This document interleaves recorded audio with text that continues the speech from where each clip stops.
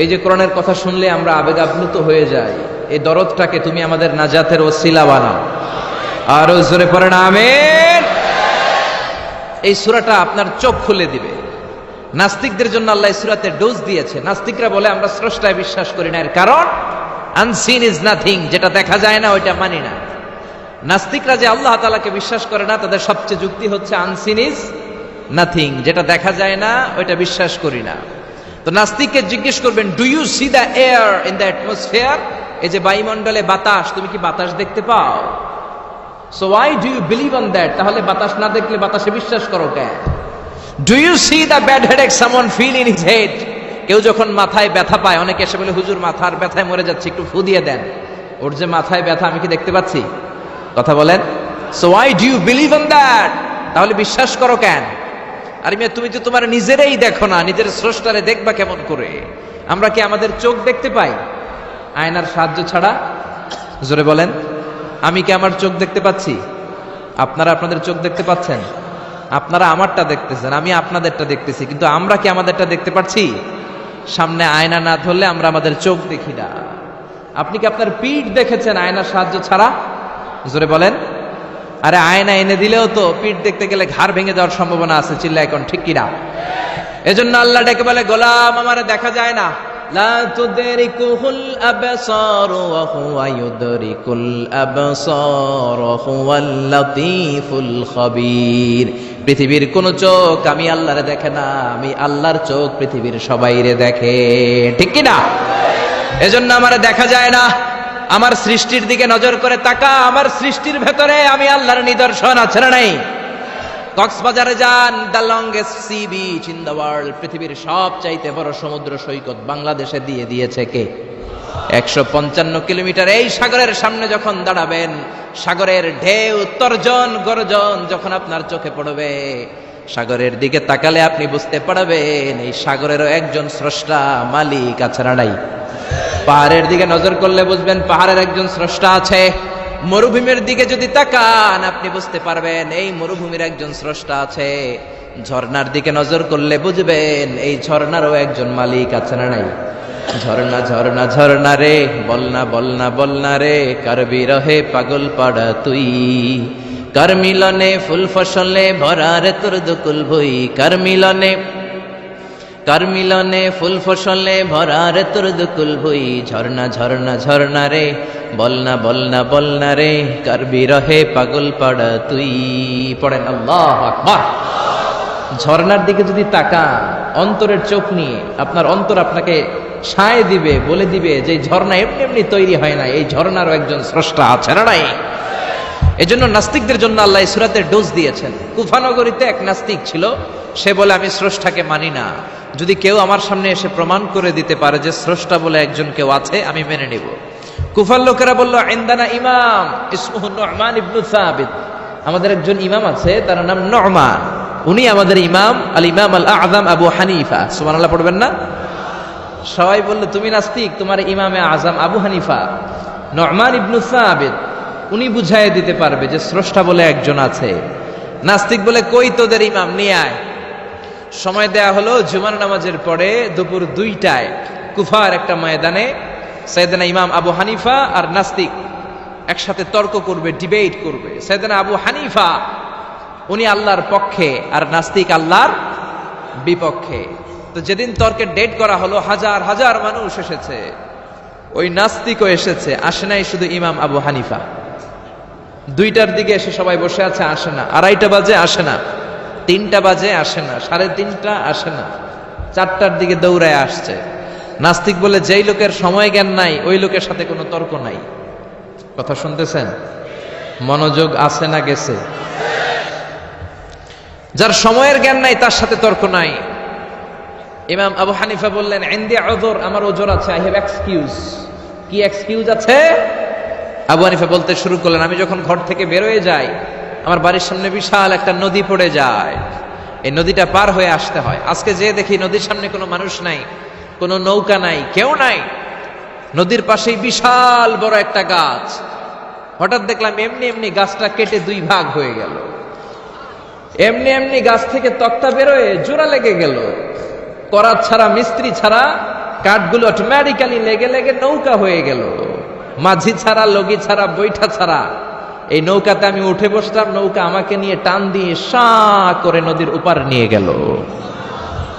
এই প্রসেসিংটা হতে আমার 2 ঘন্টা সময় লেগেছে। কয় ঘন্টা? নাস্তিক কয় তবে ইমাম গাঞ্জা খাইছে, গাঞ্জা। তোদের ইমাম গাঁজা খেয়েছে অথবা গত রাতে ঘুমায় নাই।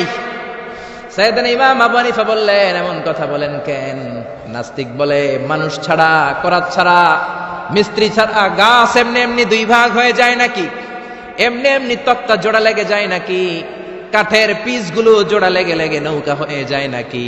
মাঝি ছাড়া, লগি ছাড়া, বৈঠা ছাড়া নদীর এপার থেকে নৌকা কাউকে নিয়ে ওপারে চলে যায় নাকি? ইমাম আবু হানিফা বললেন, now you are on the right track. এই তো আপনি লাইনে চলে আসছেন, এখন আপনার বোঝানো সহজ হবে আমার। সাইয়েদনা ইমাম আবু হানিফা বললেন, বুঝলাম, এমনি এমনি কিছু হয় না, এমনি এমনি তক্তা হয় না, এমনি এমনি নৌকা হয় না, এমনি এমনি মাঝি ছাড়া নৌকা চলে না। তাহলে আকাশটা কেমন করে এমনি এমনি হলো? জমিনটা কেমন করে এমনি এমনি হলো? মহাশূন্য কেমন করে এমনি এমনি হলো? নভমণ্ডল ভূমণ্ডল কেমন করে এমনি এমনি হলো?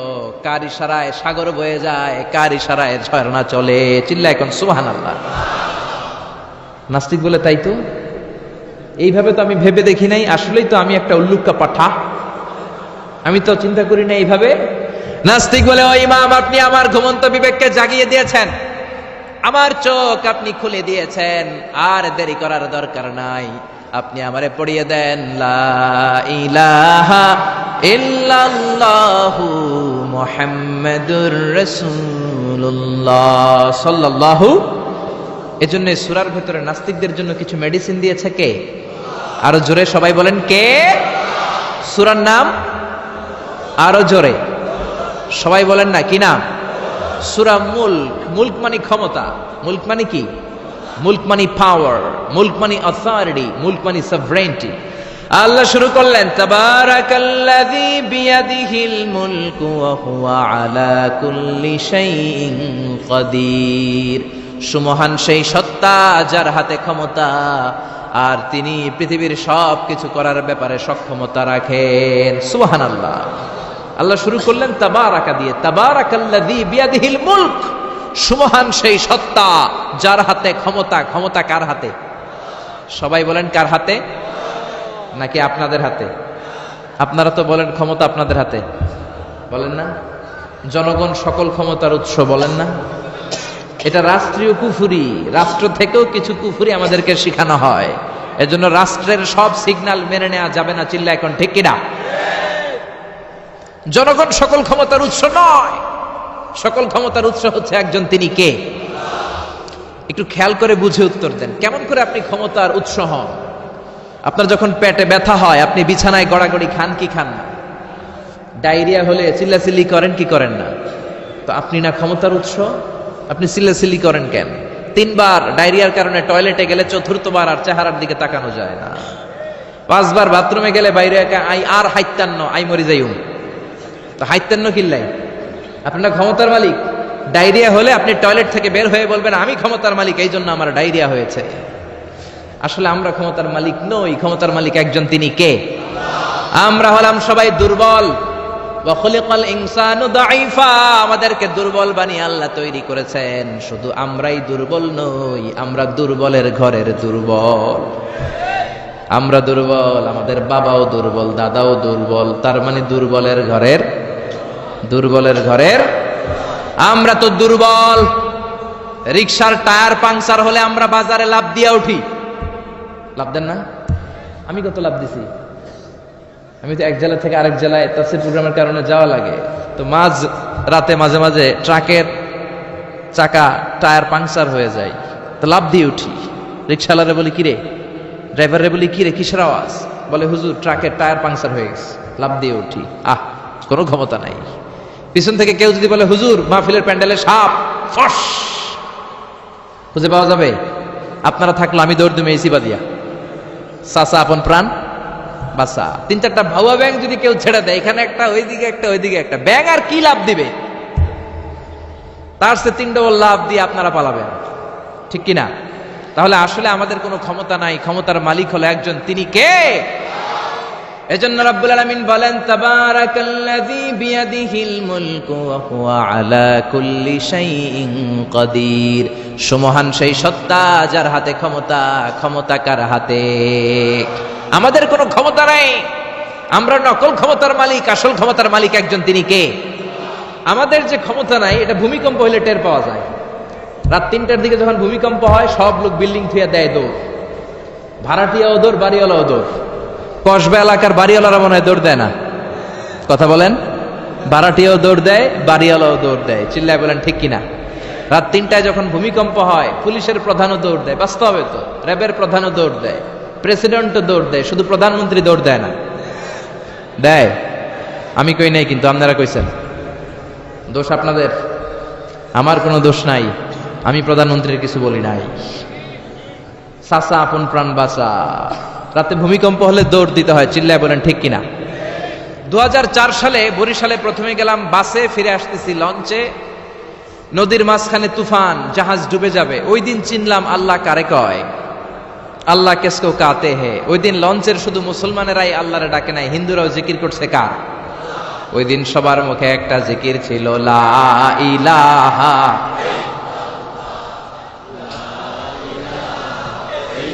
লা ইলাহা ইল্লাল্লাহু মুহাম্মাদুর রাসূলুল্লাহ। লঞ্চের সবাই সেদিন চিৎকার দিয়ে বলছে বাঁচাও। আমি বললাম কে বাঁচাবে? কই হুজুর আপনি বাঁচাবেন।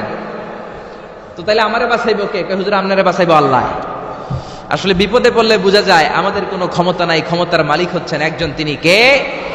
এজন্য রব্বুল আলামিন বলেন কুলিল্লাহুম্মা মালিকাল মুলকি তুতিল মুলকা মান তাশাউ ওয়া তানজিউল মুলকা মিম্মান তাশা ওয়া তুইজ্জু মান তাশাউ ওয়া তুযিল্লু মান তাশাউ বিয়াদিকাল খায়র ইন্নাকা আলা কুল্লি শাইইন কাদির। ও আল্লাহ, আপনি ক্ষমতার মালিক। ক্ষমতার মালিক কে? আপনি যারে চান ক্ষমতার চেয়ারে বসান, আবার যারে চান ক্ষমতা থেকে নামিয়ে দেন। ফেরাউনকে মিশরের মসনদে বসালো কে? আবার সাগরের পানিতে সুবানি খাওয়াইলো কে? নমরুদকে ইরাকের চেয়ারে বসালো কে? আবার মশার কামড় দিয়ে শেষ করে দিল কে? ডোনাল্ড ট্রাম্পকে আমেরিকার ক্ষমতার চেয়ারের মধ্যে বসালো কে? ডোনাল্ড ট্রাম্প যদি বান্দ্রামি করে ওইটারও লাথি মাইরা নামায়া দিতে পারে কে?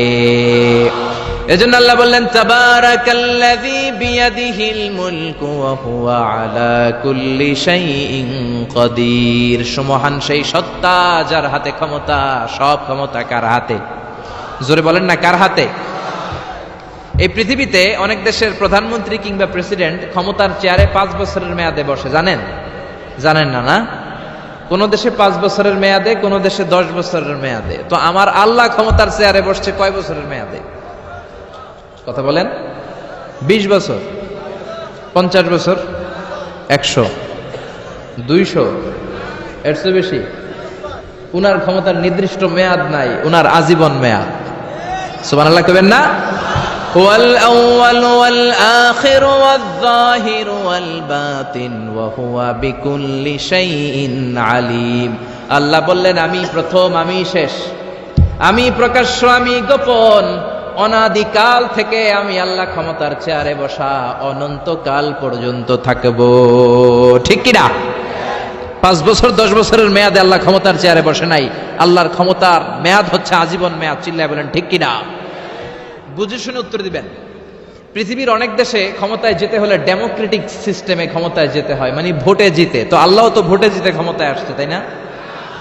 ভোট ছাড়া, হ্যাঁ, এমনি এমনি চলে আসছে। আবার পৃথিবীর অনেক দেশে ডিক্টেটরশিপ সিস্টেমে, মানে স্বৈরাচারী পদ্ধতিতে, জোর যার মুল্লুক তার, ওই সিস্টেমে ক্ষমতায় বসে। আল্লাহ তো এই সিস্টেমে আসছে না? আচ্ছা। আবার অনেক দেশে আছে মোনার্কি সিস্টেম, রাজতন্ত্র, বাবা রাজা, তার ছেলেও রাজা। তো আল্লাহর বাবা ছিল রাজা, এই জন্য আল্লাহও রাজা। বিষয়টা কেমন? আল্লাহ বললেন খবরদার, আমার ক্ষমতার সাথে তোদের ক্ষমতা মিলাবি না। কুল হুয়াল্লাহু আহাদ আল্লাহুস সামাদ লাম ইয়ালিদ ওয়া লাম ইউলাদ ওয়া লাম ইয়াকুন লাহু কুফুয়ান আহাদ। লাম ইয়ালিদ ওয়া লাম ইউলাদ, আমি কাউরে জন্ম দেই নাই, আবার আমি কারো কাছ থেকে জন্ম নেই নাই, উত্তরাধিকার সূত্রে কারো কাছ থেকে ক্ষমতা পাই নাই। বিশ্বের শুরুতে, মহাবিশ্বের শুরু থেকে যে ক্ষমতার চেয়ারে আমি আল্লাহ বসে আছি, আমি আল্লাহ এই ক্ষমতার চেয়ারে শেষ পর্যন্ত থাকবো। চিল্লায় বলেন ঠিক কি না? আমাদের ক্ষমতার সাথে ওনার ক্ষমতার কোনো মিল নাই। আবার পৃথিবীর অনেক দেশে দেখবেন ক্ষমতায় যেতে হলে কোয়ালিশন করা লাগে। বাংলাদেশে এটা বলে জোট করা লাগে। কি করা লাগে? জোটের রাজনীতি বাংলাদেশে আছে না নাই? কথা বলেন, কথা কয় না, মনে হয় কিছু বুঝেই না। জোটের রাজনীতি আছে না নাই? জোট যার বেশি ক্ষমতা তার বেশি, ঠিক কি না? প্রথমে শুরু হইলো 4 দলীয় জোট, তারপর 14 দলীয়, তারপর 18 দলীয়, এরপর 20 দলীয়, এরপর মহাজোট, এবার হবে মহাজোট। তো আল্লাহ তো জোট করে ক্ষমতায় আসছে।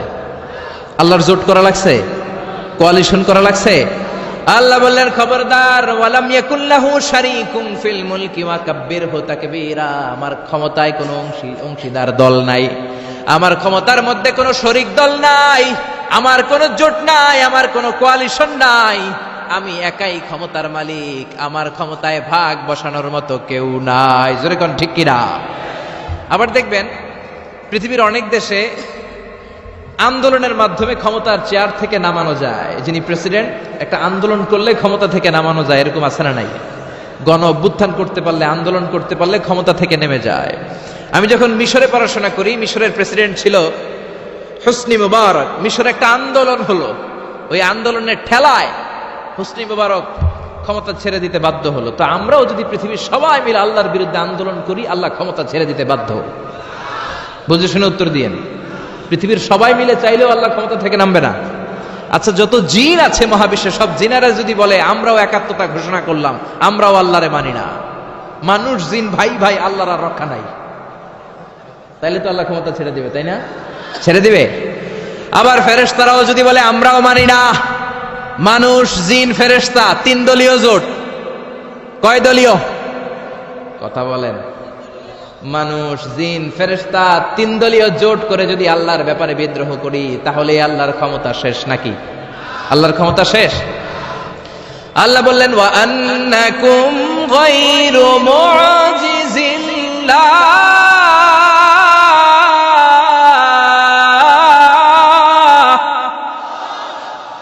খবরদার, গোটা বিশ্বের সবাই মিলে যদি আমি আল্লাহরে পরাস্ত করতে চাও, গোটা বিশ্বের সবাই মিলে যদি আমি আল্লাহর ব্যাপারে বিদ্রোহ করো, আমি আল্লাহর বিরুদ্ধে যদি আন্দোলন সবাই মিলে তোমরা করো, আমার ক্ষমতার 1 আনাও তোরা কমাতে পারবি না।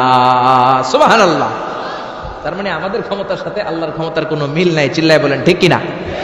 আবার বুঝে শুনে উত্তর দেন। অনেক দেশে দেখবেন রাজার বয়স এত হইছে, বয়সের ভারে নুজ্জ হয়ে 70-80-তে পৌঁছে গেছে, কয় আই আর হাইতান্ন, আমি অবসরে যাব, সেলফ রিটায়ারমেন্ট, স্বেচ্ছায় অবসরে যাব। এরকম হয় না? অনেক রাজা, সুলতান, প্রেসিডেন্ট স্বেচ্ছায় অবসরে চলে যায়। তো আল্লাহরও তো অনেক বয়স হয়েছে, এখন আল্লাহর অবসরে যাওয়ার সময় এসেছে। বয়স হয় নাই, এত বছর উনি ক্ষমতা চালায়, এখনো বয়স হয় নাই। উনি ক্লান্ত হয় না? ওনার ঘুমে ধরে না?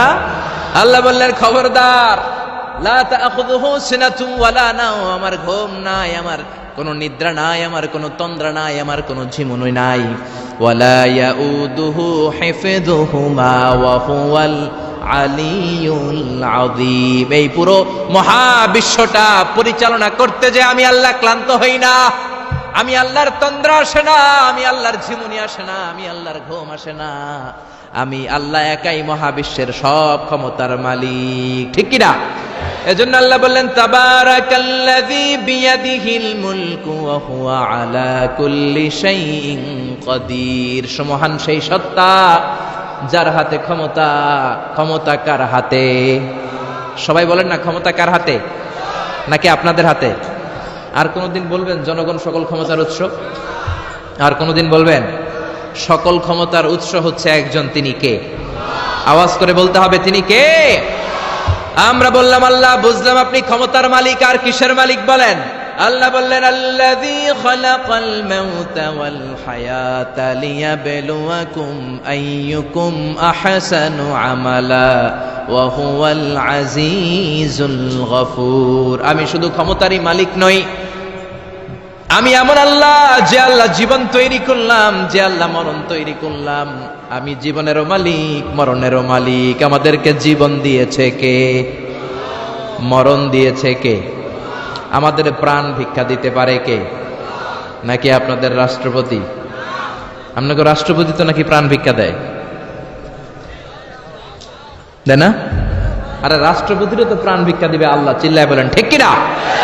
আল্লাহ বললেন আমি এমন আল্লাহ আল্লাযী খালাকাল মাউতা ওয়াল হায়াতা লিয়াবলুয়াকুম আইয়ুকুম আহসানু আমালা। তোমরা কে কেমন আমল করো এটা দেখার জন্য আমি জীবন বানালাম, মরণ বানালাম, আর জীবন মরণের মাঝখানে তৈরি করলাম রূহ তৈরি করলাম। কি তৈরি করলাম? রূহ মানুষ তৈরি করতে পারে না, রূহ তৈরি করতে পারে একজন, তিনি কে? মানুষ কম্পিউটার তৈরি করতে পারে, প্লেন বানাতে পারে, রকেট বানাতে পারে, রোবট বানাতে পারে, সুফিয়া খালারে বানাতে পারে, কিন্তু রূহ বানাতে পারে না। সুফিয়া খালারে চিনেন? আপনারাও চিনেন? আহা, মেয়েদের মতো লিপস্টিক দেয়া হয়েছে ওর ঠোঁটে, মেয়ের আকৃতি দেয়া হয়েছে, অবয়ব দেয়া হয়েছে। সুফিয়া রোবটটাকে দেখে আমার প্রতিবন্ধী মনে হলো, এমনে তাকায়, এমনে করে, এমনে করে, এমনে করে, আর ভেতরে সফটওয়্যারে সব সেট করে দেয়া, যেটা রিমোট কন্ট্রোলে চাপে ওই অনুযায়ী বলে। চিল্লায় বলেন ঠিক কিনা? যারা এই সুফিয়াকে বানিয়েছে, কিয়ামতের দিন আল্লাহ বলবে এই সুফিয়ার ভেতরে রূহ দে, এই সুফিয়ার ভেতরে রূহ দে। যারা এই সুফিয়া নিয়ে পৃষ্ঠপোষকতা করেছে, বিদেশ থেকে দেশে এনেছে, সবাইকেই আল্লাহর সেদিন বিচারের ট্রাইব্যুনালের, সুপ্রিম কোর্টের কারাগারে কাঠগড়ায় আসামি হয়ে দাঁড়াতে হবে। চিল্লায় বলেন ঠিক কিনা? এজন্য আল্লাহ ডেকে বললেন গোলাম আমি জীবন বানালাম, মরণ বানালাম, জীবন মরণের মাঝখানে বানালাম রুহু। এই রুহু থাকলে তুমি জিন্দা, রুহুটা না থাকলে তুমি হয়ে যাও মুর্দা। এই যে মিজানুর রহমান আজারি কথা বলতেছে, হাসে, হাত নাড়ে, কথা বলে, কারণ রুহু আছে। এই রুহুটা বের হয়ে গেলে লাশ হয়ে পড়ে যেতে হবে। চিল্লায় বলেন ঠিক কিনা? মক্কার কাফিররা বলল আব্দুল্লাহর বেটা মুহাম্মদ, রুহু কাকে বলে আমাদের বলো।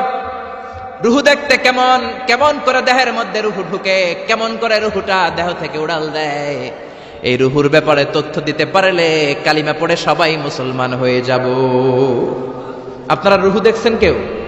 আপনার দাদা যে মারা গেল, বাবা যে মারা গেল, রুহুটা যে উড়াল দিল দেখছেন? কালার কেমন, সাইজ কতটুকু, ওজন কতটুকু, দেখতে কেমন? আমরা কেউ রুহু দেখেছি? চিল্লায় বলেন দেখেছি।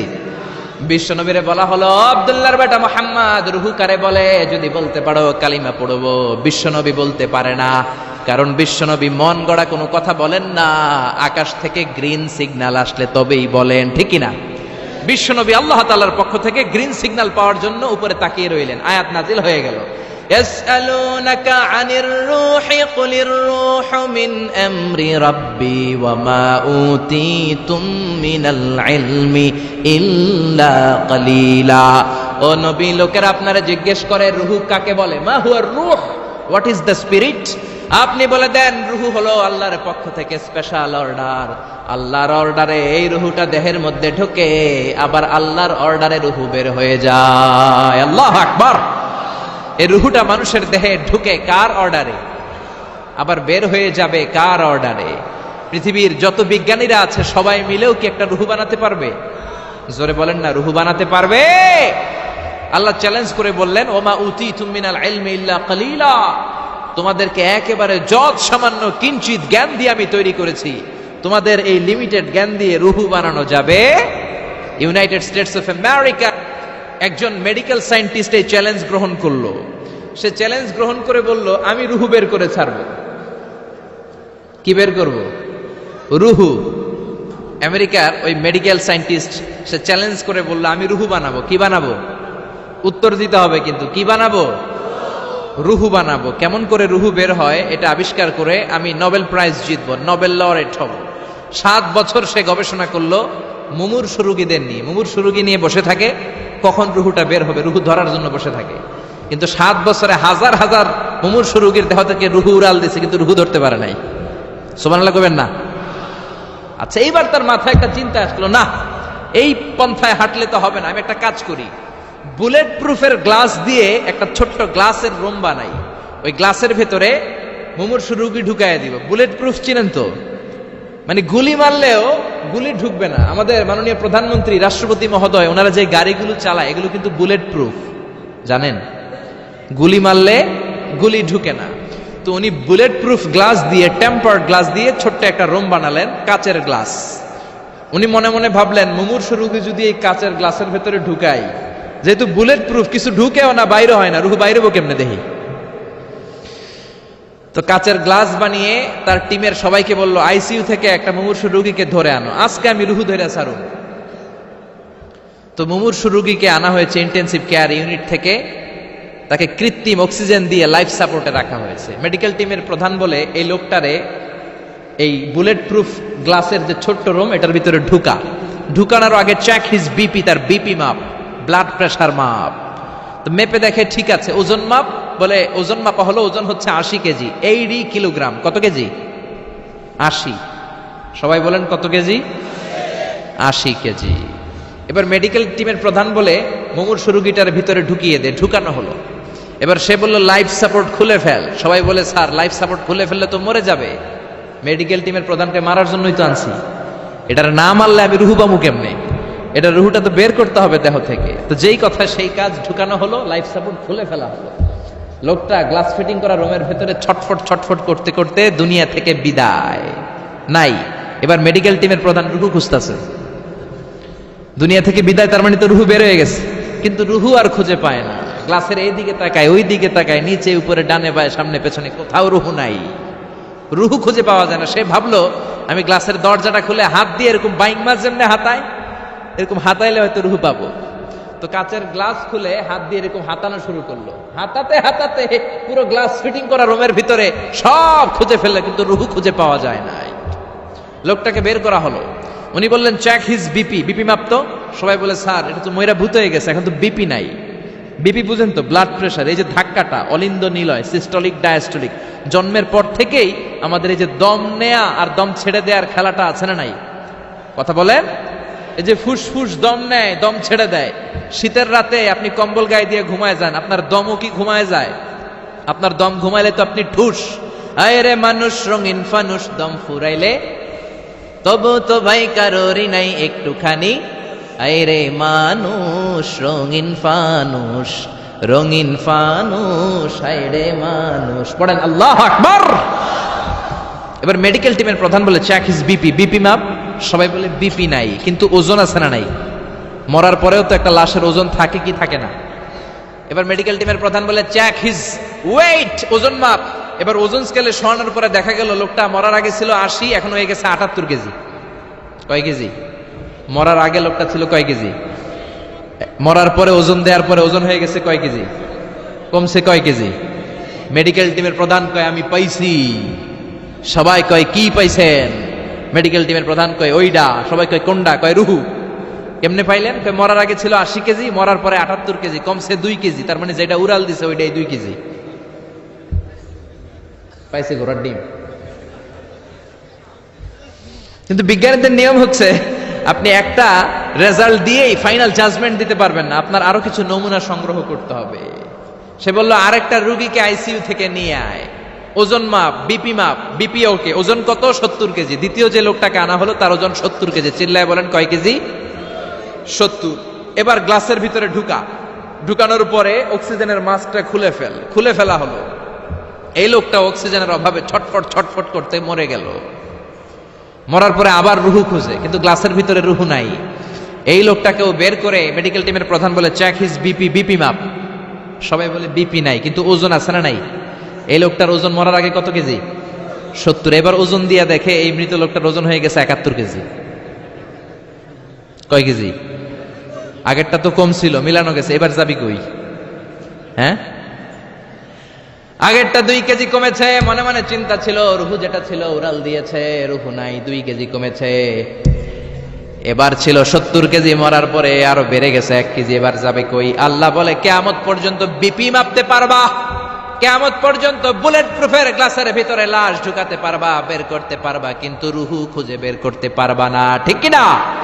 ইয়াসআলুনাকা আনির রূহি কুলির রূহু মিন আমরি রাব্বি ওয়া মা উতীতুম মিনাল ইলমি ইল্লা কালিলা। নবী লোকেরা আপনার রুহের ব্যাপারে জিজ্ঞেস করে, আপনি সোজা সবটা লোকদেরকে বলে দেন, রুহু হলো আমার আল্লাহর আদেশ মাত্র। আল্লাহর আদেশে দেহে ঢুকে, আল্লাহর আদেশে বের হয়। পৃথিবীর কোন মানুষ রুহু খুঁজে বের করতে পারবে না। সে বের করতে পারে নাই, কারণ মানুষ মরে গেলে এক একজনের দেহের অবস্থা এক এক রকম। কারো হাতটা টাইট হয়ে যায়, খিচুনি দিয়ে দেহের সবকিছু জমাট বেঁধে যায়, ওজন কিছু বেড়ে যায়। আবার কারো দেহটা ফেসফেসে হয়ে যায়, দেহের পেটের ভেতরে যত গ্যাস ছিল এগুলো বের হয়ে দেহটা পাতলা হয়ে যায়।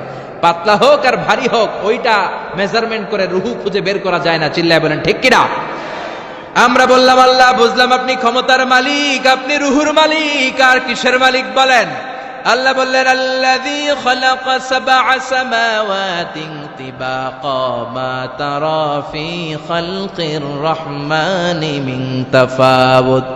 ও গোলাম, আকাশের দিকে তাকা, মাথার উপরে তাকা, সাতটা স্তরে আকাশটারে সাতটা স্তরে বিন্যস্ত করে সাজিয়ে দিয়েছে কে? আবার আল্লাহ বললেন ওয়ালাকাদ যায়্যানাস সামাআদ দুনিয়া বিমাসাবিহা ওয়া জাআলনাহা রুজুমান লিশ-শায়াতিন।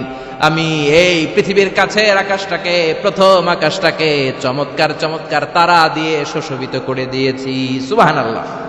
এই যে খালি চোখে উপরের দিকে যে আপনারা তাকান, তাকালে যেটা দেখা যায় এটা কি আকাশ? কথা বলেন না, এটা আকাশ না, এটা মহাশূন্য। এটা কি? জোরে বলেন, এটা কি? স্পেস, ফাদা। এটা মহাশূন্য। আপনি উপরের দিকে তাকালে যেটা দেখেন এটা প্রথম আকাশের মহাশূন্য। কথা খেয়াল করে বুঝতে হবে। তার অনেক অনেক উপরে প্রথম আকাশ, তারপরে দ্বিতীয় আকাশের মহাশূন্য, তারপরে দ্বিতীয় আকাশ, তারপরে তৃতীয় আকাশের মহাশূন্য, তারপরে তৃতীয় আকাশ, তারপরে চতুর্থ আকাশের মহাশূন্য, তারপরে চতুর্থ আকাশ। এভাবে একটার চেয়ে আরেকটা বড়। কত বড়? বিশ্বনবী বললেন তোমার হাতের আংটিটা খুলে যদি সাহারা মরুভূমির উপরে ছুঁড়ে ফেলে দাও, সাহারা মরুভূমির তুলনায় তোমার হাতের আংটি যত ছোট, আল্লাহর দ্বিতীয় আসমানের তুলনায় আল্লাহর প্রথম আসমানটা ঠিক তত ছোট। সুবহানাল্লাহ। বাড়িতে যে বললেন একটার চেয়ে আরেকটা বড়। প্রথম আসমানের চেয়ে দ্বিতীয় আসমান বড়, দ্বিতীয় আসমানের চেয়ে তৃতীয় আসমান বড়, ওইটার চেয়ে চতুর্থ, পঞ্চম, ষষ্ঠ, সপ্তম ওইটা বড়, তার উপরে বর্ডার এলাকা সিদরাতুল মুনতাহা বড়, তার চেয়ে বড় হচ্ছে লাউহে মাহফুজ, তার চেয়ে বড় আল্লাহর আরশ, তার চেয়ে বড় আল্লাহর কুরসি, তার উপরে আল্লাহর ৭০,০০০ নূরের পর্দার প্রথম পর্দাটা মহাবিশ্বের সবকিছুর চাইতে বড়। আল্লাহর এই সৃষ্টির তুলনায় কত ক্ষুদ্র আমি, কত তুচ্ছ আমি, কত নগণ্য আমি। এই যে আড়াইবাড়ি দরবার, এটা কোন থানায় পড়েছে? কসবা। কসবা হচ্ছে ব্রাহ্মণবাড়িয়ার একটা থানা, তাই না? ব্রাহ্মণবাড়িয়া হচ্ছে বাংলাদেশের ৬৪টা জেলার একটা জেলা। এরকম ৬৪টা জেলা মিলে সুজলা সুফলা শস্য শ্যামলা ডিজিটাল বাংলাদেশ, ঠিক কিনা? আর এই ডিজিটাল বাংলাদেশ এই পৃথিবীর সবচেয়ে বড় দেশ নাকি? হ্যাঁ, তাহলে ছোট্ট সাইজের একটা দেশ। এই যে পাশের ভারত, এই ভারতও বাংলাদেশের চেয়ে ২০-২৫ গুণ বড়। কানাডা প্রায় ১০০ গুণ বড়, রাশিয়া প্রায় ১৫০ গুণ বড়। এরকম ২০০টা দেশ নিয়ে পৃথিবীর ৩০ ভাগ স্থল, বাকি ৭০ ভাগ শুধু হানি আর হানি। বুঝতে পারছেন? ৩০ ভাগ হচ্ছে স্থল, বাকি ৭০ ভাগ জল। এই পুরোটা মিলে আমাদের পৃথিবী। এই পৃথিবী হচ্ছে সৌরজগতের খুব ছোট্ট সাইজের একটা গ্রহ। সৌরজগৎ নিয়ে যাদের কিছু পড়াশোনা আছে তারা জানবেন, এই সৌরজগতের একটা ছোট্ট বালিকণার চেয়েও ছোট সাইজের একটা গ্রহ হচ্ছে পৃথিবী। এই সৌরজগতের যে গ্রহগুলো আছে, এমনও গ্রহ আছে যেগুলো পৃথিবীর চাইতে সাইজে অনেক বড়। বৃহস্পতি নামে একটা গ্রহ আছে, বিশাল বড় সাইজের গ্রহ। যেই সূর্যের আলো পেয়ে আমরা বেঁচে আছি, এই সূর্যটা পৃথিবী থেকে ১৩ লক্ষ গুণ বড়। সুবহানাল্লাহ। বাড়িতে যে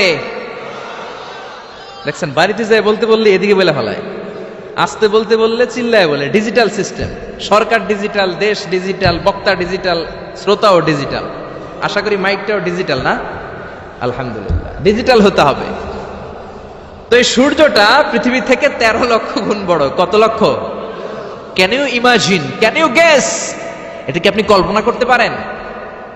১৩ লক্ষ পৃথিবী সূর্যের মধ্যে রাখার জায়গা করে দিয়েছে কে? সূর্য কি পৃথিবী থেকে মাত্র ১৩ গুণ বড়?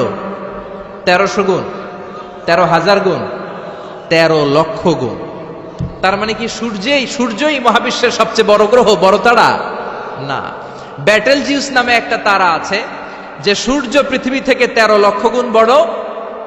ওই ব্যাটেলজিউস তারা আবার ওই সূর্যের চেয়ে ৩৩ কোটি গুণ বড়। তার মানে ব্যাটেলজিউস তারাই মহাবিশ্বের সবচেয়ে বড় তারা না। ব্যাটেলজিউসের চেয়েও যে কত বড় তারা আছে তার কোনো ইয়ত্তা নাই। এরকম lakh lakh, million, billion, trillion, zillion, ফিলিয়ন, অক্ট্রিলিয়ন, কত অক্ট্রিলিয়ন তারা যে আমাদের গ্যালাক্সি মিল্কি ওয়েতে আছে, ইউনাইটেড স্টেটস অফ আমেরিকার নাসার বিজ্ঞানীরা আজও হদিস করতে পারে নাই। চিল্লা এখন আল্লাহু আকবার। সূর্যের পরে পৃথিবীর সবচেয়ে কাছের তারার নাম হচ্ছে প্রক্সিমা সেন্ট্রাই, তারপরে আলফা সেন্ট্রাই এ, আলফা সেন্ট্রাই বি, ইটা ক্যারিনা, ব্যাটেলজিউস, একটার চেয়ে আরেকটা বড়। আসেন এই শীতের রাতে আমরা সূর্যের পরে পৃথিবীর সবচেয়ে কাছের যেই তারা প্রক্সিমা সেন্ট্রাই, এই শীতকালের একটা পিকনিক করে আসি ওখান থেকে। প্রক্সিমা সেন্ট্রাইতে আমরা পিকনিক করতে যাবেন? ওখানে যদি আমরা শীতকালীন পিকনিক করতে যাই তাহলে আমাদের কত সময় লাগবে? ছোট্ট একটা আইডিয়া দেই তো। আমরা যে পিকনিকে যাব, যারা যারা হাত তোলেন, কিভাবে যাইবেন? গাড়িতে? কেন? প্লেনে? রকেটে? হ্যাঁ, রকেটে যাইতে হবে, প্লেনে যাওয়া যাবে না। কারণ বর্তমান বিশ্বে সবচেয়ে দ্রুতগামী যে প্যাসেঞ্জার প্লেন আবিষ্কার হয়েছে, এটার নাম হচ্ছে বোম সুপারসনিক। কি নাম? Bomb supersonic. Bomb bomb Afridi না, আবার বোম সুপারসনিক। এটা ঘন্টায় চলে 1300 কিলোমিটার বেগে। এটা দিয়েও যাওয়া যাবে না, কারণ কোনো প্যাসেঞ্জার বিমান দিয়ে এই যে মাধ্যাকর্ষণ শক্তি, এটাকে ডিঙানো যায় না। আমাদেরকে যেতে হবে রকেট দিয়ে। কোন রকেট দিয়ে যাব? যে রকেট দিয়ে নীল আর্মস্ট্রং, এডউইন অলড্রিন আর মাইকেল কলিন্স 1969-এ চাঁদে নেমেছিল। ওই রকেটটার নাম হচ্ছে অ্যাপোলো 11। যারা যারা হাত তুলছেন একটু নামটা মুখস্থ রাখেন, অ্যাপোলো 11। তা না হলে আপনি ঘুরে আসলে লোকেরা জিজ্ঞেস করতে পারে কোন রকেটে গেছিলেন, তখন বলতে হবে না অ্যাপোলো 11-এ গেছিলাম। তো ঠিক আছে, যারা যারা হাত তুললেন তারা আর আমি এখন পৃথিবী থেকে সবচেয়ে কাছের যে তারাটা প্রক্সিমা সেন্ট্রাই তার নাম, ওইখানে পিকনিকে যাব। তো এই যে রকেটটা দিয়ে যাব অ্যাপোলো 11, এটা কত দ্রুত চলে এটা আগে শোনেন। এই অ্যাপোলো 11 সেকেন্ডে চলে 11 কিলোমিটার বেগে, মিনিটে চলে 660 কিলোমিটার বেগে, আর ঘন্টায় চলে 39,000 কিলোমিটার বেগে। সুবহানাল্লাহ, মজা করে কইতে পারলেন না? 39,000 কিলোমিটার বেগে ঘন্টায় চলে। আচ্ছা, বাংলাদেশ থেকে আমেরিকা কত কিলো হবে? 8-10,000 কিলো। তার মানে এই রকেটটা দিয়ে বাংলাদেশ থেকে আমেরিকায় 1 ঘন্টায় 4 বার আসা যাওয়া করা যাবে। সুবহানাল্লাহ পড়েন। তো যারা যারা হাত তুলেছেন, আসেন আমরা এই রকেট দিয়ে পৃথিবীর সবচাইতে কাছের তারা প্রক্সিমা সেন্ট্রাইতে শীতকালের পিকনিকে যাব। কিন্তু যাবেন যে কত সময় লাগবে এটাও তো জানার দরকার আছে না নাই? যেই রকেটটা অ্যাপোলো 11 ঘন্টায় চলে কত হাজার কিলোমিটার বেগে? 39,000 কিলোমিটার বেগে। 39,000 কিলোমিটার বেগে ছোটে এরকম একটা রকেট দিয়ে যদি পৃথিবীর সবচেয়ে কাছের তারায় আমরা পৌঁছতে চাই, আমাদের 1,15,000 বছর লেগে যাবে।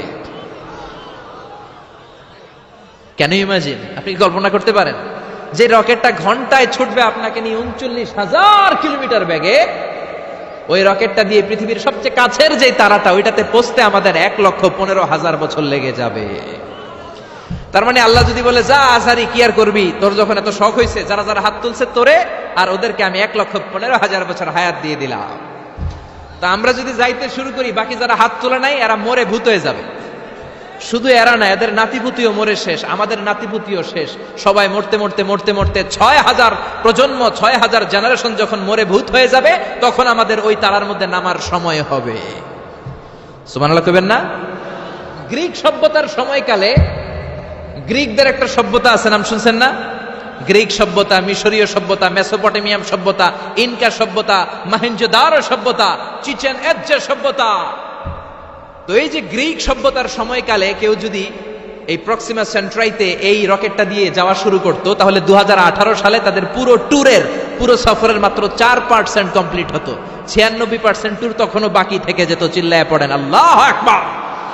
ওই আল্লাহ ডেকে বললেন, গোলাম ওয়ালাকাদ যায়্যানাস সামাআদ দুনিয়া বিমাসাবিহা ওয়া জাআলনাহা রুজুমান লিশ-শায়াতিন। এরকম বিশাল বিশাল তারকারাজি দিয়ে, তারা দিয়ে প্রথম আকাশটাকে আমি আল্লাহ সুশোভিত করে দিয়েছি।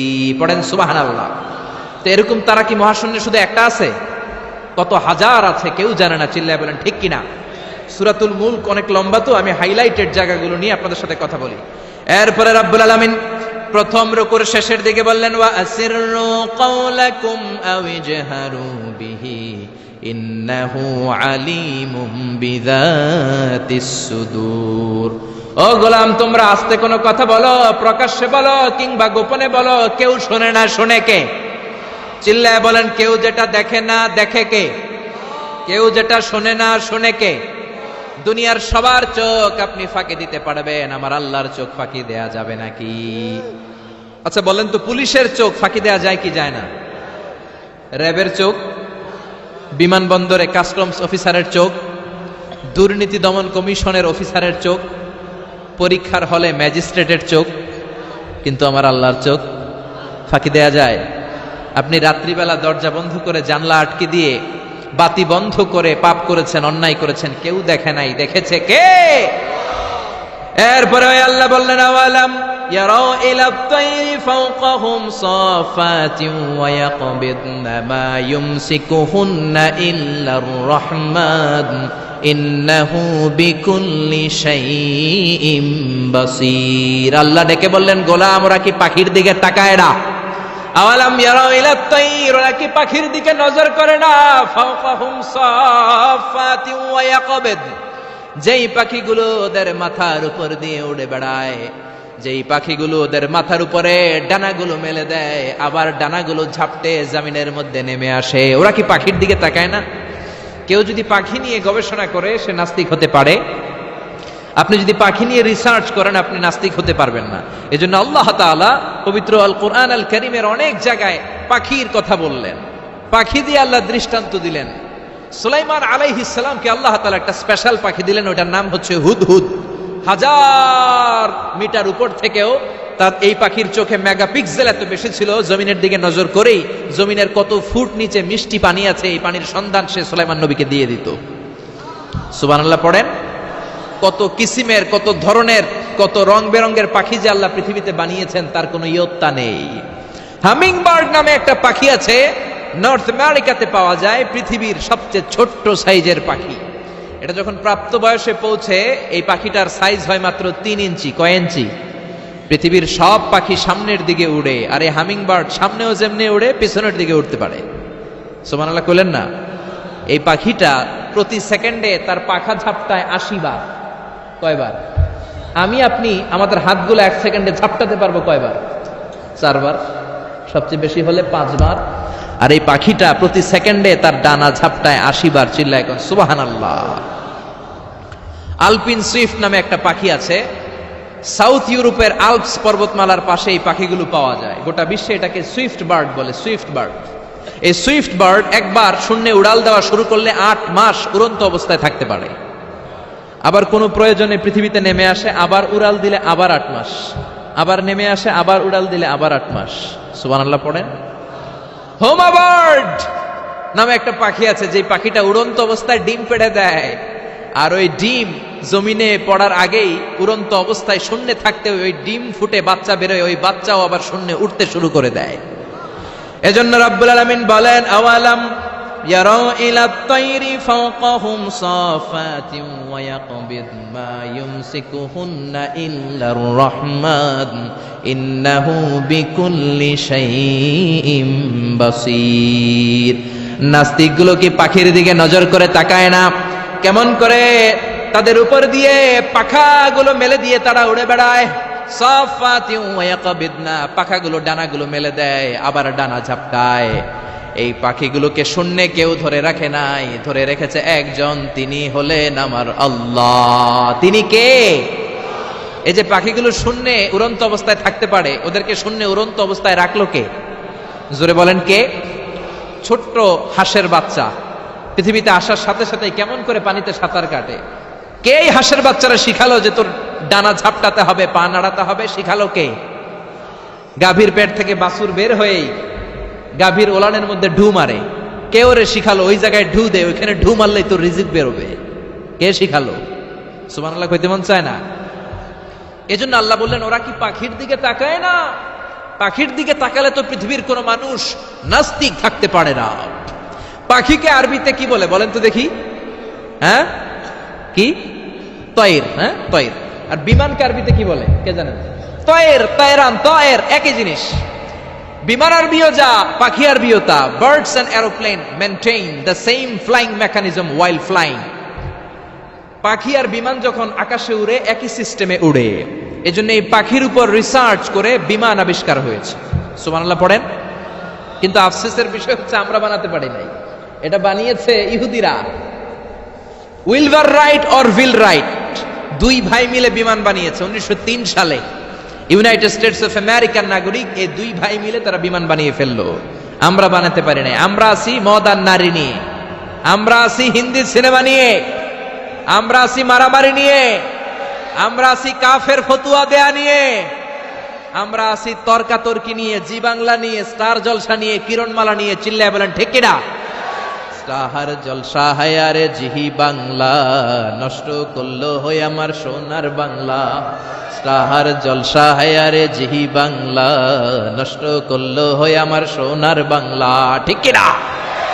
কেমন করে পরকিয়া করতে হবে, শাশুড়ি বউয়ের মধ্যে কেমন করে কুটনামি লাগাতে হবে, এগুলো ট্রেনিং জি বাংলা, স্টার জলসা, হিন্দি সিনেমার ভেতরে আছে না নাই? আমরা এগুলো নিয়ে ব্যস্ত, কাফের ফতুয়া দিয়ে নিয়ে ব্যস্ত। কথায় কথায় আমাদের মুখ দিয়ে বেরোয় তুই কাফের, তুই 3 কারণে কাফের, তুই 5 কারণে কাফের, তুই 6 কারণে কাফের। এই কাফের মরলে এই কাফেরকে যেখানে কবর দেয়া হবে ওই কবরের উপর যে ঘাস উঠবে, ওই ঘাস যে গাভী খাবে, ওই গাভীর দুধ যে খাবে ওইটাও কাফের। এরকম ফতোয়া আছে না নাই? তা আমরা এই ফতোয়াবাজি নিয়ে ব্যস্ত। উইলবার রাইট আর অরভিল রাইট কোরআনের এই আয়াতের উপর রিসার্চ করে, গবেষণা করে এরা দুইজন বিমান বানিয়ে ফেললেন। এই দুই ভাই পাহাড়ের মধ্যে শুয়ে কত পাখি যে দেখেছে, কত পাখির ছবি যে এঁকেছে, কত পাখির মোশন এন্ড মুভমেন্ট নিয়ে তারা গবেষণা করেছে। করতে করতে করতে এই দুই ভাই বিমান বানিয়ে ফেলেছে। তবে এখনকার মতো এত উন্নত বিমান নয়, ছোট্টখাট্ট বিমান, একটু উড়ে আবার ধপাস করে জমিনে পড়ে, একটু উড়ে আবার ধপাস করে জমিনে পড়ে। সর্বপ্রথম ফ্রান্সের এক শহর থেকে আরেক শহরে, পৃথিবীর প্রথম প্যাসেঞ্জার বিমান এক শহর থেকে আরেক শহরে ল্যান্ড করেছে। এই তো মানুষের স্বপ্ন বাস্তবায়িত হয়ে গিয়েছে। এতদিন মানুষ শুধু দেখতো হায়রে পাখি উড়ে, আমরা উঠতে পারি না। এখন পাখির চেয়েও আরো দ্রুত বেগে আমরা উড়ি। ঠিক কিনা? এই যে আপনারা হজে যান, কিভাবে যান? প্লেনে যান। প্লেনে যান তো বুঝলাম, উড়ে উড়ে যান না? পাখি আর কত দ্রুত উড়ে, পাখির চেয়েও দ্রুত বেগে আমরা উঠতে পারি। চিল্লায় বলেন ঠিক কিনা? এই বিমান আবিষ্কার হওয়ার আগ পর্যন্ত পৃথিবীর সব দেশের ছিল শুধু সেনাবাহিনী আর নৌবাহিনী। বিমান আবিষ্কারের পর শুরু হয়ে গেল বিমান বাহিনী। এখন সব স্বাধীন দেশের বিমান বাহিনী আছে না নাই? Air force, military. এখন মানুষ ড্রোন হামলা করে, মিসাইল হামলা করে, ব্যালিস্টিক ক্ষেপণাস্ত্র দিয়ে হামলা করে। United States of America Little Boy and Fat Man নামে দুইটা পারমাণবিক বোমা দিয়ে জাপানের হিরোশিমা নাগাসাকিকে ধ্বংস করে মেসাকার করে দিয়েছে। এমন ভাবে ধ্বংস করেছে, তারপরে কয়েক প্রজন্ম যারাই জন্ম নিত জাপানের হিরোশিমা নাগাসাকিতে বিকলাঙ্গ হয়ে জন্মাতো। হয় হাত নাই, নয় পা নাই, নয় চোখ নাই, নয় ঠ্যাং নাই। চিল্লায় বলেন ঠিক কিনা? এজন্য আল্লাহ বললেন, গোলাম আওয়ালাম ইয়ারা ইলা তাইরি ফাওকাহুম সাফাতিন ওয়া ইয়াকবিদ মা ইউমসিকুহুন্না ইল্লার রহমান ইন্নাহু বিকুল্লি শাইইন বাসীর। এই পৃথিবীর স্বঘোষিত নাস্তিকগুলা কি পাখির দিকে নজর করে তাকায় না? পাখি নিয়ে কোন নাস্তিক যদি গবেষণা করে, ওই নাস্তিক আর নাস্তিক থাকতে পারে না। ওরে নাস্তিক থেকে আস্তিক বানায়া দিবে কে? এরপর আল্লাহ বললেন, আম্মান হাযাল্লাযী ইয়ারযুকুকুম ইন আমসাকা রিজকাহু বাল্লাজ্জু ফী উতুওয়িন ওয়া নুফুর। আল্লাহ বললেন, ও গোলাম, আমি আল্লাহ রিজিক দেই। আমি আল্লাহ যদি তোদের রিজিক বন্ধ করে দেই, কে আছে তোদের রিজিক দিতে পারে? রিজিক দেওয়ার মালিক কে?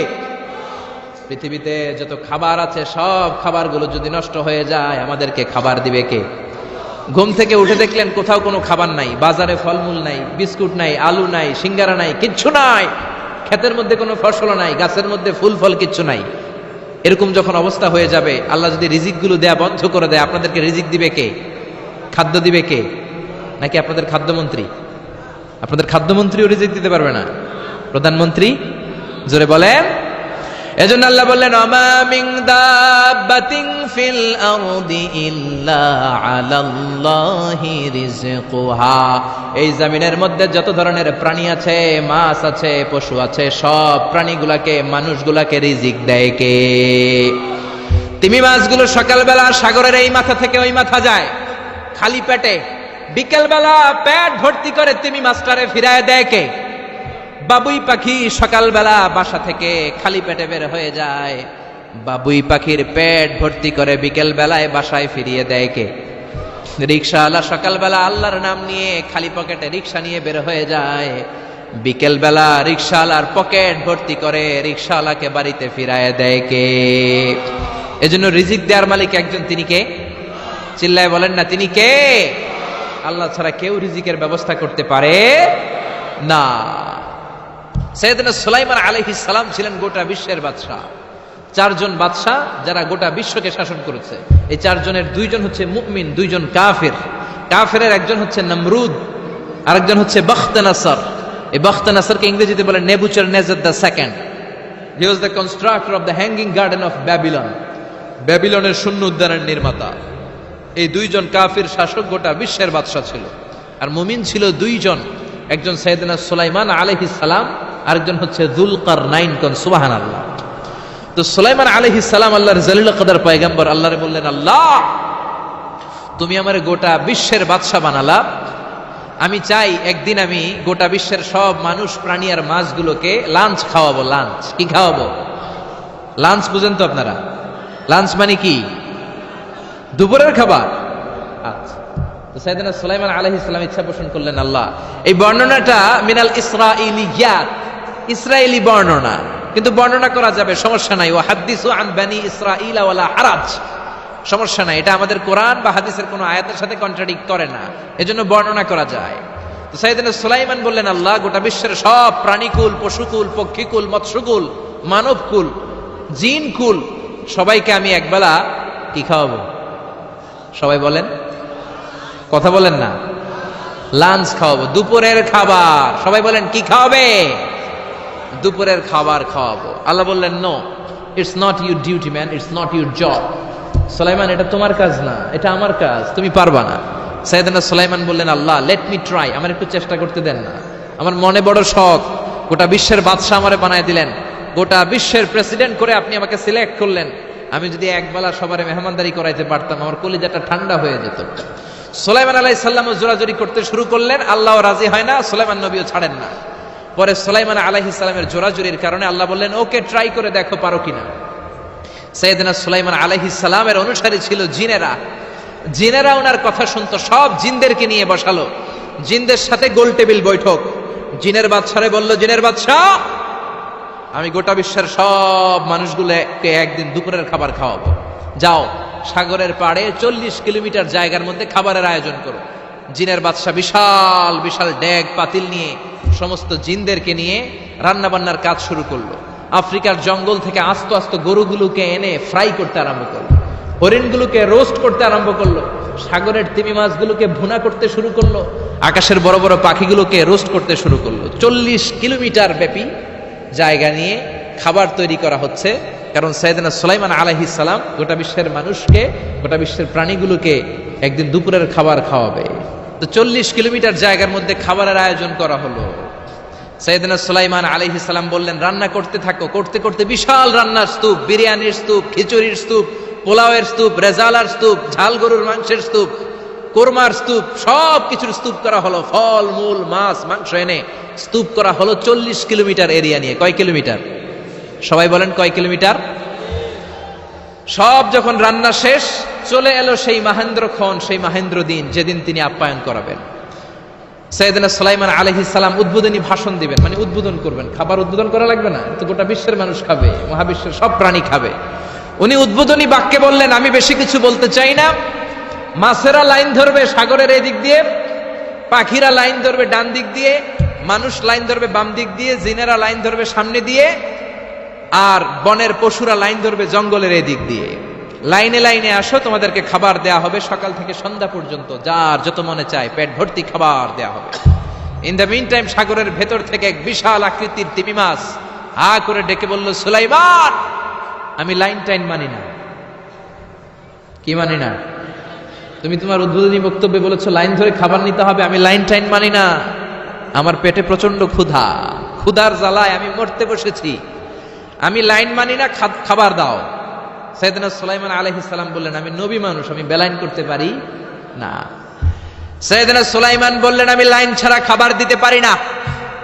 তিমি মাছ বলে, আমি লাইন মানি না, আমার পেটের ভেতরে এত ক্ষুধা, ক্ষুধার জ্বালায় আমি মরে যাচ্ছি, তোমার এই মেহমানখানায় এসে খাবারের অভাবে আমি যদি তিমি মাছ মারা যাই, কিয়ামতের দিন আল্লাহ তোমারে ছাড়বে না রে সুলাইমান।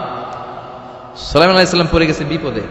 হায় হায়, আসলে এটা যদি মরে যায় তাহলে তো সমস্যা, ব্যাড রেকর্ড হয়ে যাবে, ঠিক কি না? তো উনিও লাইন মেনটেন করতে বলতেছেন, তিমি মাছও লাইন মানবে না, বেলাইন। কিছু লোক আছে এরকম, পুলিশ দাঁড়ায় আছে, র্যাব দাঁড়ায় আছে, ওর মধ্যে বেলাইন করে ফেলায়, আছে না নাই? তিমি মাছ বলে আমি লাইন টাইন মানি না। তো সুলাইমান আলাইহিস সালাম বললেন, ঠিক আছে, সবার জন্য লাইন, শুধু এইটার জন্য বেলাইন। উনি ঘোষণা দিলেন, যাও এটারে খাবার দাও।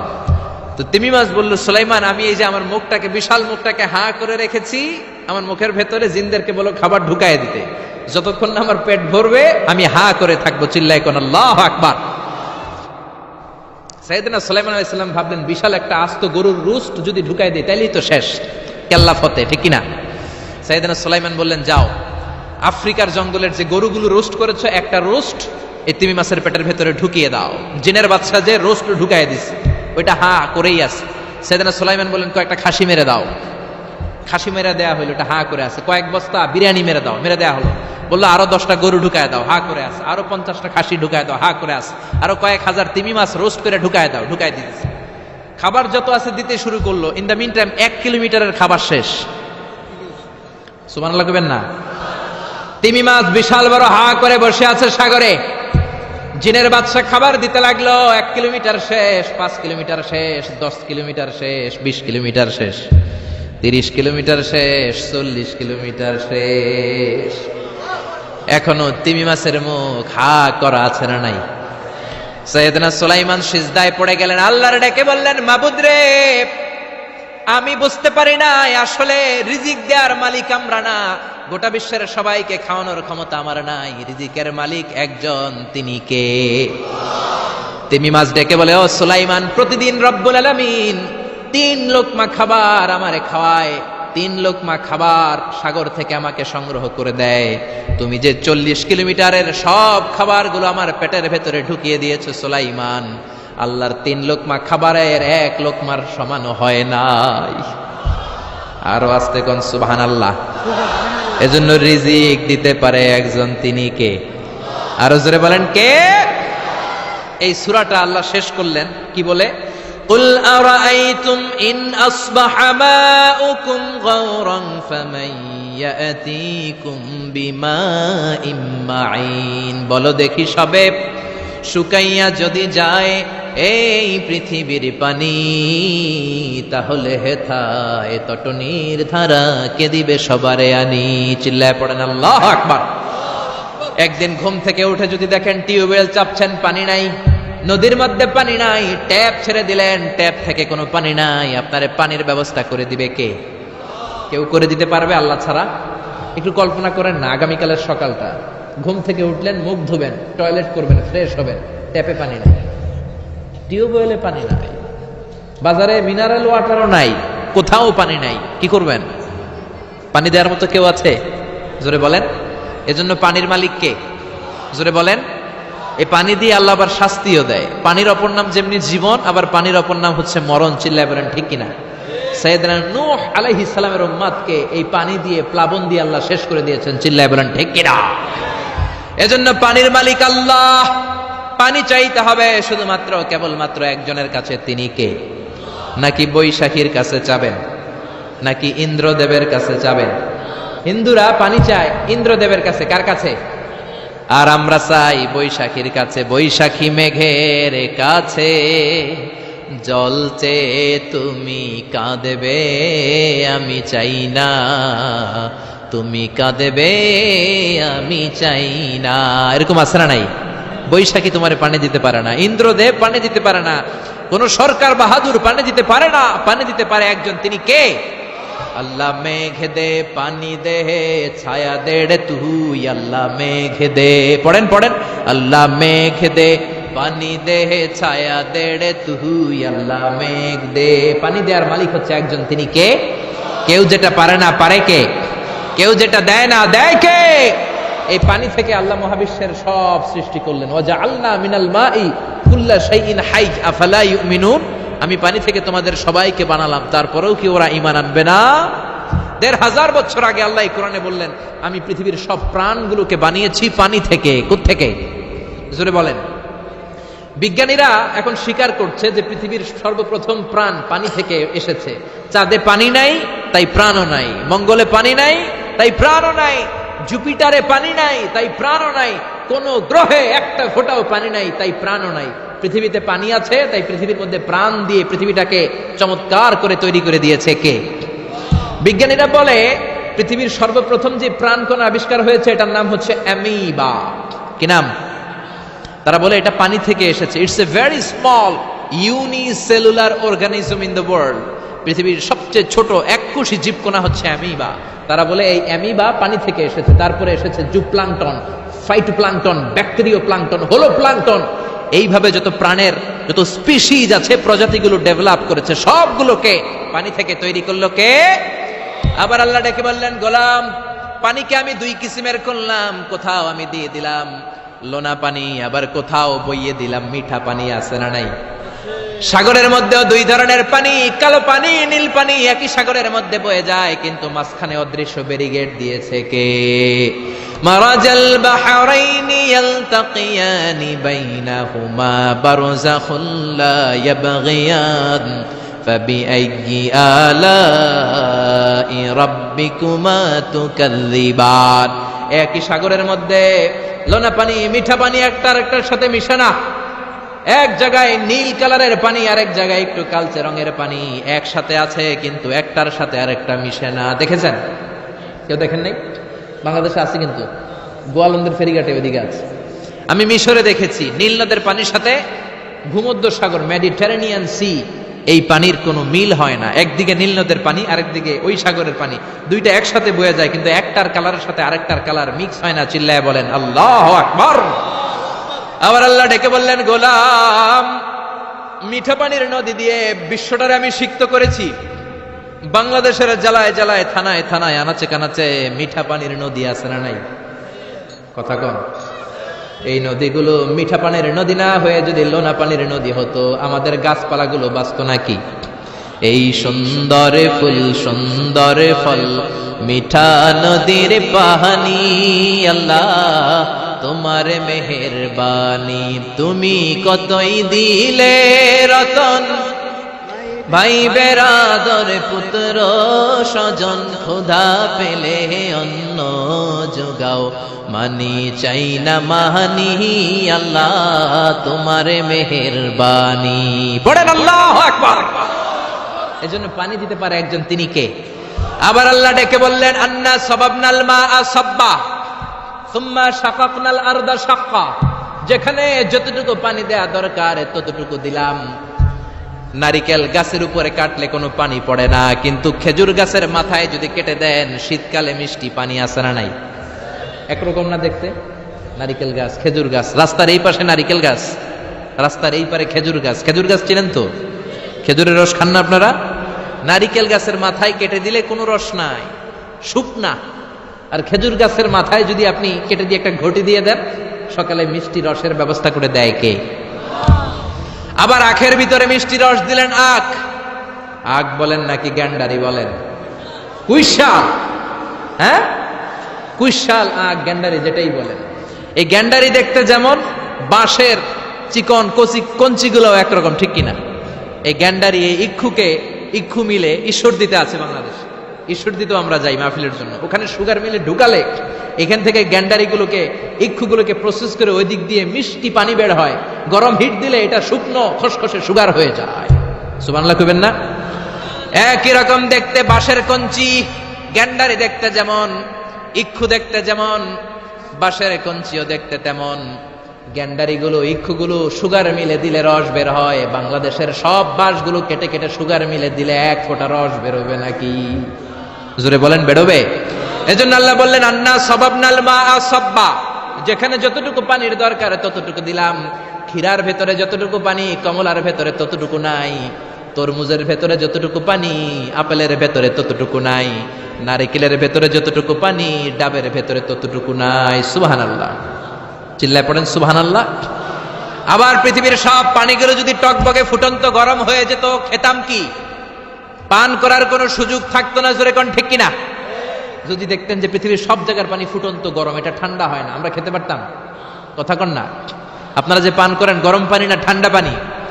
দিও তৃষ্ণা পেলে ঠান্ডা পানি, ক্ষুধা পেলে লবণ ভাত, আল্লাহ এই গরিবের শোনো শোনো মুনাজাত, আল্লাহ এই গরিবের শোনো শোনো মুনাজাত, আল্লাহ এই গরিবের। পড়েন না আমিন? আরে জোরে পড়েন আমিন। এজন্য পানি দেওয়ার মালিক একজন, তিনি কে? রিজিক দেওয়ার মালিক একজন, তিনি কে? সকল ক্ষমতার মালিক একজন, তিনি কে? এজন্য চাইতে হবে কার কাছে? জিকির করবেন কার? সেজদা দিবেন কারে? আরো জোরে বলেন কাকে? এটাই হচ্ছে সূরাতুল মুলকের শিক্ষা। দ্য সেন্ট্রাল থিম অফ সূরাতুল মুলক, দ্য সাবজেক্ট ম্যাটার অফ সূরাতুল মুলক। সূরাতুল মুলকের কেন্দ্রীয় আলোচ্য বিষয় হচ্ছে আমাদের কোনো ক্ষমতা নাই, আমরা নকল ক্ষমতার মালিক।